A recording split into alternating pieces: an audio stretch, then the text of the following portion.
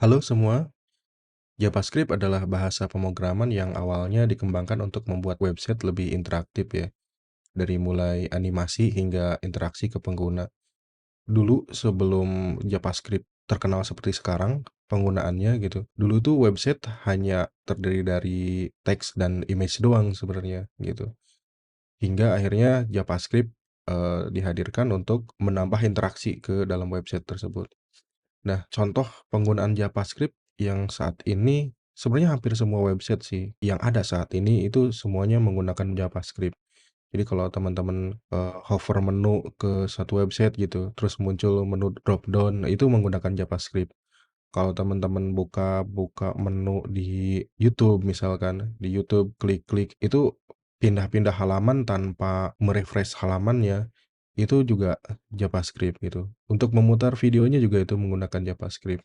Jadi sekarang JavaScript sudah ada di mana-mana gitu. Terus, seiring berkembangnya teknologi web bersama dengan HTML5 dan CSS3, JavaScript pun berkembang hingga menjadi bahasa pemrograman paling populer saat ini ya gitu. Jadi dengan JavaScript, kita dapat membuat hampir semua program, baik itu sebagai website, aplikasi berbasis web, aplikasi mobile, aplikasi desktop, bahkan aplikasi server side dengan Node.js gitu. Jadi kalau untuk sebagai website ya udah pasti ya. Kemudian aplikasi berbasis web ini jadi kita bisa menggunakan framework seperti AngularJS atau React.js gitu sebagai front end untuk aplikasi berbasis webnya. Kemudian aplikasi mobile juga kita bisa menggunakan contohnya Ionic Framework gitu yang menggunakan basicnya AngularJS juga di dalamnya gitu. Itu bisa membuat aplikasi mobile. Kemudian untuk aplikasi desktop kita bisa menggunakan Electron misalkan sebagai compilernya. Nah, jadi dengan seperti ini gitu, JavaScript ini semua platform bisa gitu. Jadi menurut saya JavaScript adalah bahasa yang paling tepat untuk teman-teman yang baru belajar di pemrograman gitu. Jadi JavaScript ini termasuk ke dalam kategori scripting language. Jadi kode JavaScript tidak perlu dikompilasi agar bisa dijalankan gitu. Nah, scripting language ini menggunakan interpreter untuk menerjemahkan kode atau perintah yang kita tulis supaya bisa dimengerti oleh mesin. Jadi ada interpreter atau bahasa pemrograman yang lain gitu sebagai interpreternya atau sebagai penghubungnya atau penerjemahnya lah gitu untuk bisa dimengerti oleh mesin seperti itu.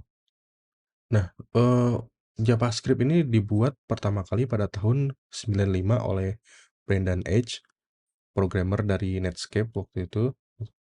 Bahasa ini awalnya dinamai Mocha ya, kemudian berubah menjadi LiveScript, kemudian nama LiveScript pun berubah menjadi JavaScript karena saat itu bahasa pemrograman Java itu lebih populer. Jadi, JavaScript ini atau si LiveScript ini ya sebelumnya, memanfaatkan nama Java, kepopuleran nama Java gitu kan. Jadi menempatkan, nama JavaScript ke dalam bahasa pemrograman mereka gitu. Berharap, JavaScript bisa sepopuler Java waktu itu, seperti itu. Walaupun sebenarnya nggak ada hubungan sama sekali JavaScript dengan Java. Sama sekali nggak ada hubungannya, dari bahasanya beda, dari, konsepnya pun beda gitu, sama sekali nggak ada hubungannya. Kemudian setelah diadopsi di luar Netscape, JavaScript distandarisasi oleh European Computer Manufacture Association atau ECMA ya. Jadi sejak saat itu JavaScript juga dikenal sebagai ECMAScript atau sampai sekarang pun sebenarnya nama resminya itu ECMAScript gitu. Terus terdapat beberapa versi JavaScript yang sudah distandarisasi oleh ECMAScript. Eh, Versi ECMAScript yang pertama pada tahun 1997, kemudian pada tahun 2000 hingga 2010 ECMAScript 3 merupakan versi yang paling banyak digunakan ketika JavaScript sedang mendominasi saat itu ya. Jadi selama waktu tersebut ECMAScript 4 juga sedang dalam proses pengembangan dengan harapan akan memberikan improvisasi yang cukup signifikan gitu. Cuman ambisi tersebut nggak berjalan secara mulus gitu, sehingga pada tahun 2008 pengembangan ECMAScript 4 itu dihentikan.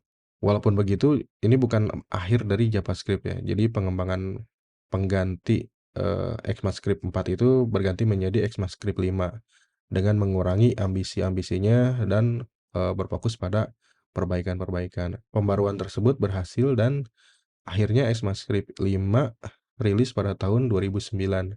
Ini bisa dibilang awal kebangkitan JavaScript lagi ya. Jadi sejak ECMAScript 5 ini muncul teknologi-teknologi baru seperti Node.js waktu itu ya, Node.js yang versi awal-awal rilis itu di 2009 juga gitu, seiring rilisnya ECMAScript 5 ini. Karena di ECMAScript 5 ini mulai rilis bisa support untuk JSON kalau nggak salah gitu. Jadi mulai mulai eh, modern lah pemrogramannya. Kemudian di tahun 2015, ECMAScript 6 rilis dengan membawa perubahan yang cukup besar, termasuk ide-ide yang sudah direncanakan untuk versi 4 gitu. Jadi versi 4 yang dulu nggak kejar, itu akhirnya fitur-fiturnya dibawa di ECMAScript 6 gitu. Nah, sejak saat itu, tiap tahun JavaScript melakukan update bersifat minor. Jadi, setelah ECMAScript 6 ini, ada ECMAScript 2016, 2017, hingga 2020, hingga sekarang ya. Masih ada update-update minornya, seperti itu. Nah, saat kita mau belajar JavaScript ya, kita perlu menyiapkan beberapa perangkat lunak untuk membantu prosesnya. Udah pasti, pertama itu browser, itu diperlukan untuk menjalankan kode program JavaScript kita. Dapat menggunakan juga browser apapun, mau itu Chrome, Firefox, Safari, atau yang lainnya boleh ya. Terus yang kedua itu ada text editor atau IDE atau Integrated Development Environment ya. Ini digunakan untuk membuat kode program JavaScript kita. Jadi bisa menggunakan text editor yang populer saat ini, misalnya Visual Studio Code atau VS Code, ada Sublime Text, Notepad++, WebStorm, atau text editor yang lainnya. Gitu. Saya sendiri menggunakan VS Code ya karena pertama gratis, yang kedua fiturnya cukup lengkap gitu. Plugin-pluginnya cukup lengkap. Kemudian untuk browser saya menggunakan Google Chrome. Oke, untuk membuat kode JavaScript ada beberapa cara. Jadi bisa langsung di file HTML-nya atau bisa menggunakan file dengan ekstensi .js. Jadi .js ini ekstensi khusus untuk JavaScript ya. Jadi setelah kita membuat ekstensi .js, kemudian di-embed di dalam file HTML ya. Nah, kode JavaScript dalam HTML disisipkan di antara tag script dan script. Jadi tag open script gitu dan ditutup slash script. Nah, tag script ini dapat disisipkan di antara tag head dan slash head maupun di dalam tag body ya. Jadi kalau di dalam tag head berarti di-load ketika websitenya pertama kali dibuka gitu lah, scriptnya langsung di-load gitu. Kalau di dalam body biasanya konten duluan, baru script JavaScript-nya di-load gitu. Itu tergantung preferensi teman-teman sih nanti. Oke, kita coba ya.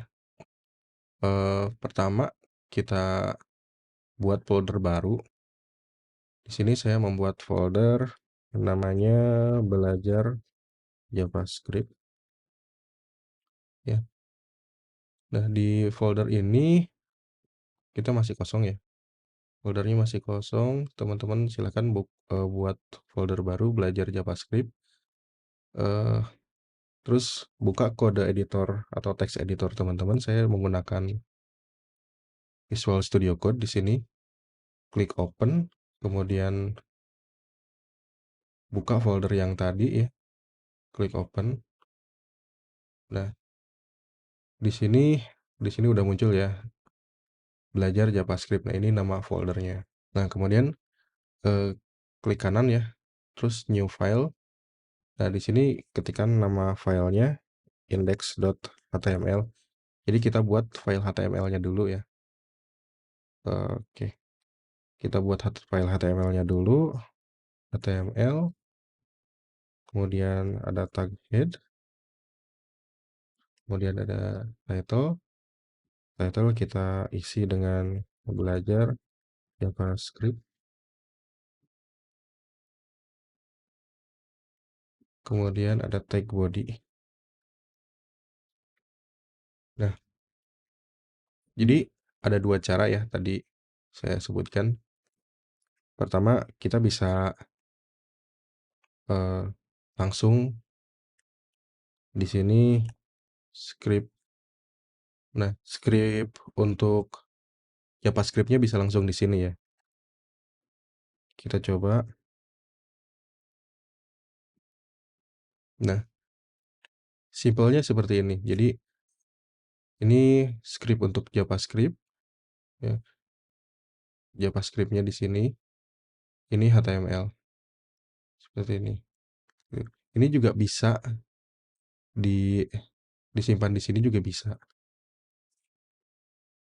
Nah, seperti ini. Ini bisa gitu. Tapi saya sarankan lebih baik di dalam tag body ya. Dalam tag body.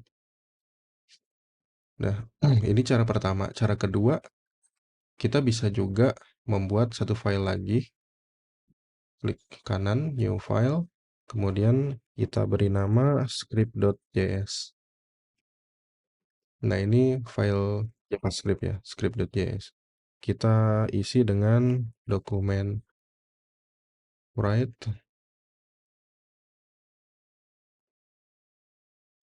hello world from file js. Nah, kita coba di bawahnya script. Nah, kalau untuk load file script JS tadi, kita tambahkan atribut src di sini. Src script.js. Nah, seperti ini. Kita coba dulu ya untuk yang ditulis langsung di dalam HTML. Kita coba dulu, ini kita comment out dulu supaya nggak langsung muncul. Kemudian kita buka file index.html-nya dari Finder kalau di Mac, kalau di Windows melalui Windows Explorer ya. Kita open with Google Chrome.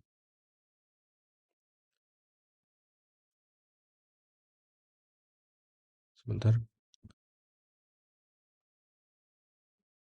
Nah, di sini muncul Hello World ya. Jadi kode kita sudah berhasil. Di sini dokumen write Hello World. Ini sudah muncul Hello World di sini. Nah, kita coba untuk ganti dari inline HTML di situ menjadi embedded script JS ya. Kita coba refresh. Nah, hello world from file JS. Nah, berarti kita sudah berhasil membuat file JavaScript dimasukkan atau di-embed ke dalam HTML. Seperti itu. Oke, mungkin sampai sini dulu pembahasan kita pengenalan JavaScript.